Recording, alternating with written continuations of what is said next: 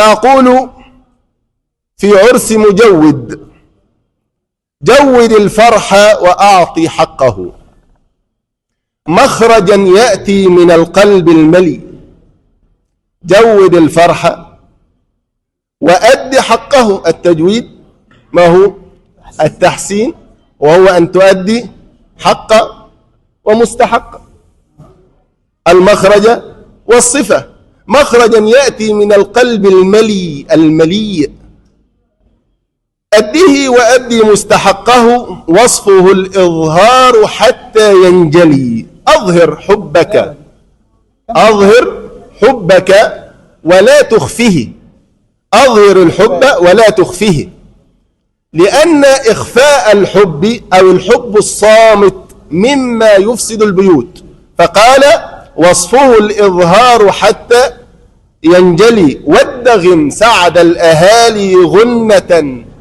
والدغم الإدغام الإدخال، سعد الأهالي غنة. والغنة شيء من سرور وحبور، لأنها نغمات تكون. والدغم سعد الأهالي غنة مثل تنوين بصوت البلبل.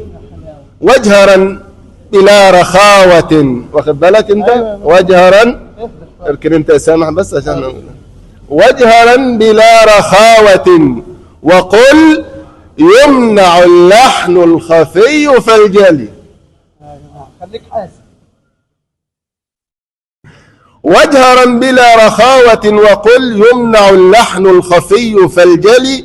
واستعذ من كل شيطان ولا تنس بسم الله خير موئلي. سبحانه وتعالى. المراد هنا أن يكون استعاذك بالله عز وجل في كل مراحل حياتك الزوجية متحصنا به سبحانه وتعالى، ولا تنس بسم الله، وأنت كيس فطن، ولا تنس بسم الله مطلقا في حياتك، تستقيم لك على وتيرة سعيدة. واخلط الجد بهزل إنه مثل سكت القار والمرتل. واخلط الجد، لأنهم واخدين فكرة عن المشايخ إن هم غلاظ، وليسوا كذلك والله، بل عامة ما يكون من إكرام الزوجة. حتى بيقعدوا في وسط الناس ديت ويعرفوا واخلط الجد بهزل إنه مثل سكت القار والمرتل. لن لها تل وإلا كسرها، فالشديد في استفال فاعتلي. اطلع لفوق ما تنزلش لتحت. لن لها تل وإلا كسرها، فالشديد في استفال فاعتلي. حقق الحب بحب هامسا في مدود العمر فصل الواصل. حقق الحب بحب هامسا في مدود العمر فصل الواصل. واحذرن ما سواه إنما تقبح الوقوف للزوج العلي.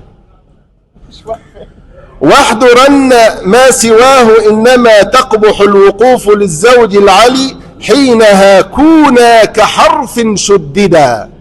حينها كونا يا مريم ويا ابن عمران، كونا كحرف شدد. الحرف لما بيشدد بيبقى حرف واحد.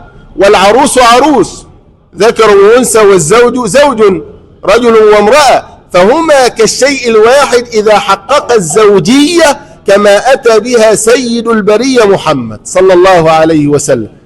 وهذا ينبئك أن اختيارك الزوج لابنتك دينا هو من إكرامك لها، وهو من تعبدك لله عز وجل بحسن رعايتك لابنتك. والعكس صحيح بأن تختار لابنك الدينة. حينها كونا كحرف شدد في جناس بل تماثل ولي تتابعا. واحذر الإصمات يقتل الهوى، حبذا الإذلاق في تعقل. بين تفخيم وترقيق ترى كل توفيق وعيش كامل. ذي وساطي لست أهلا إنما قد يصيب الفضل غير فاضل. طبعا في هوى أصولي بس بنخليها لك مرة تانية عشان طويلة. هذا وجزاكم الله خيرا، بارك الله لكما وبارك عليكما وجمع بينكما في خير. ولما تكلم الشيخ إيهاب وقال والعين تعشق قبل الأذن أحيانا، ولا والأذن تعشق قبل العين أحيانا؟ لا، الأذن تعشق قبل العين أحيانا، قال بشار وكان أعمى. فخطر في قلبي والله ربي بهذا العرس أحيانا. فقد سعدت سعادة بلقيا المشايخ الأفاضل، الشيخ إيهاب، الشيخ إمام، والدكتور حسام هرب، ومشايخنا الكرام الشيخ أحمد أيضا أول مرة ألتقي به. طبعا احنا كده بنشوفه كتير يعني. هذا وصلى الله على النبي المصطفى وجزاكم الله خيرا. السلام عليكم ورحمة الله وبركاته.